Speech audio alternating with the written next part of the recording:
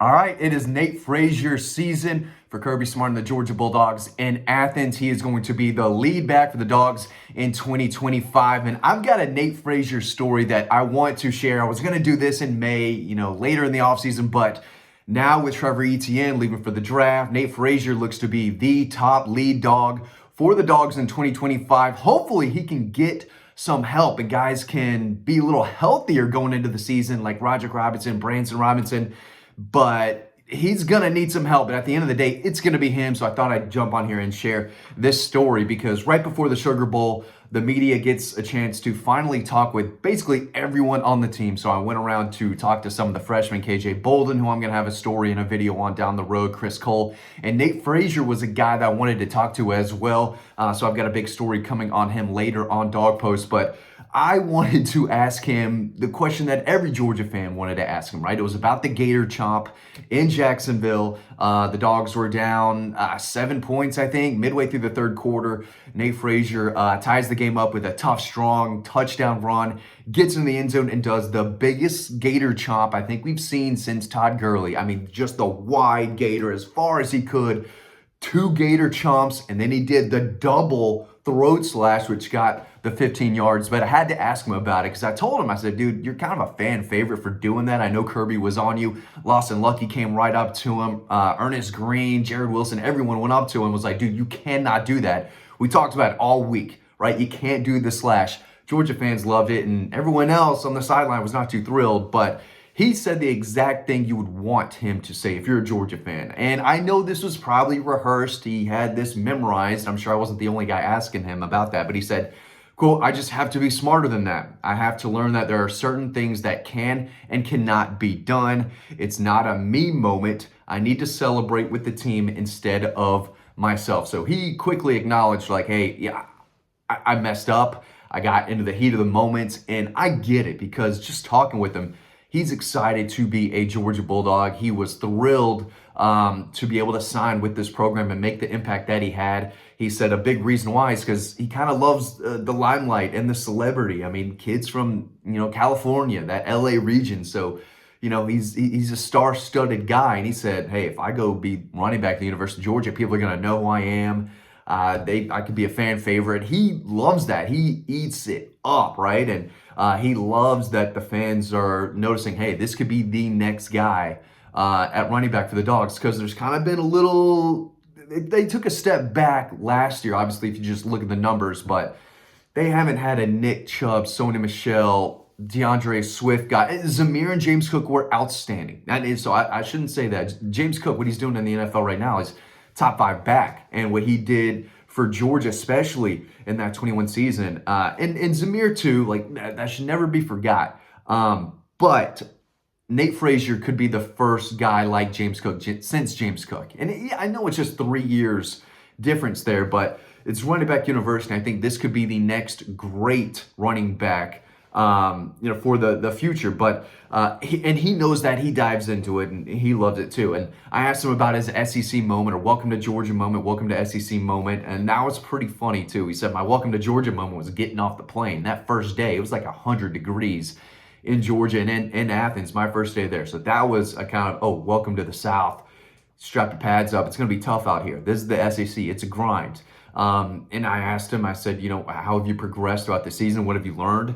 And he said, just practice habits. The details matter. The way we compete, the way we practice, you see it on Saturdays and stuff like that. And I know it wasn't the perfect season, but for him, ball security is something he's got to improve on, no doubt about it. But the kid can play, and he showed the ability to be electric and elusive and flash big playability. And that's exactly what they need next year. They need guys who can help be explosive. And you can't just assume everyone's going to be healthy, right?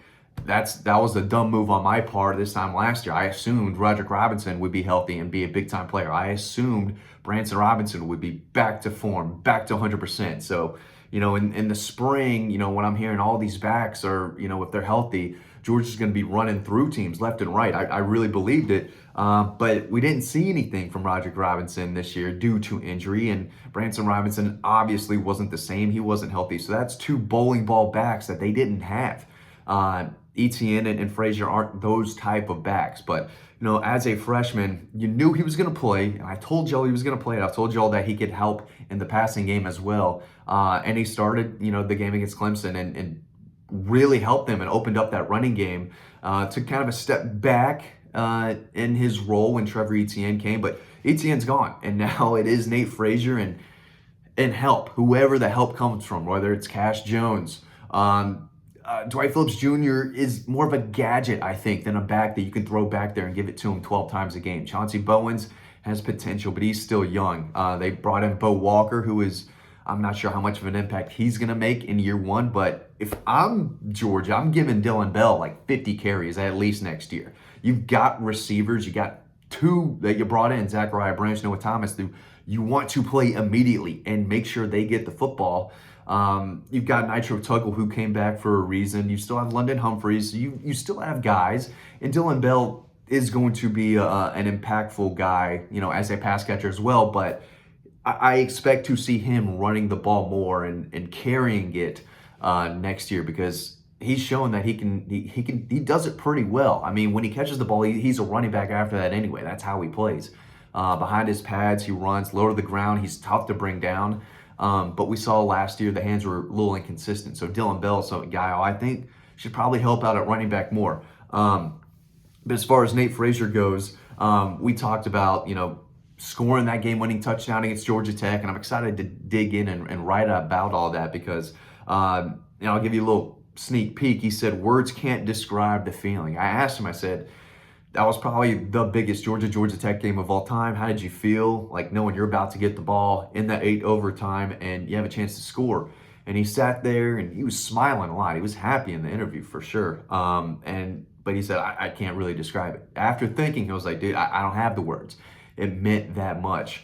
And he loves the fact that he's the California kid coming to Georgia, and he talked about Kendall Milton and Brock Bowers and other guys out there that, the kind of California to Georgia connection, because there is a level of that. And he's the next kid from out west who said, you know what, I want to go play in the SEC. I want to play in the best conference for a program that might be the best in college football right now. And that's what Del McGee sold to Nate Frazier. And I asked him about that, and I asked him about his relationship with Josh Crawford. And he says, it's still growing, but Josh Crawford and Kirby Smart, they coach hard. And that's what he said. That was a big kind of welcome to college moment too. The way they're pushed and how hard they are coached at this level. He definitely said that stood out the most. But I do think Georgia could be in a little bit of trouble if Roderick Robinson is not ready to go and can get healthy. I mean, that's a guy who I think could be really good for them, but he's got to get healthy. I don't know if we'll see Branson Robinson back 100%. I don't know if we'll see that part of him that we saw a little bit in 2022, because that version of him, when he was healthy, he had a lot of potential. I mean, he is a bruiser. He is a big, tough bowling ball to bring to the ground, and he will bounce off defenders with ease. And that's a guy that you want and need in the fourth quarter. And they didn't have either one of those guys last year. So even if one gives you a solid season, a solid, healthy season, that would be huge for a guy like Nate Frazier.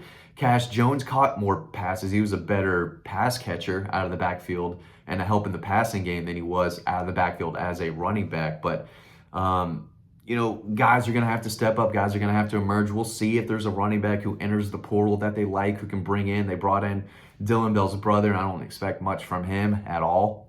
Just calling it like I see it. But they've got to find a way to get more explosive in the running game. Hey, give it to Zachariah Branch. I mean, that guy is electric and a guy that brings you a lot of speed. I know Anthony Evans did too. He had Georgia's longest rush of the season, but he's gone. But Zachariah Branch is a major upgrade from him.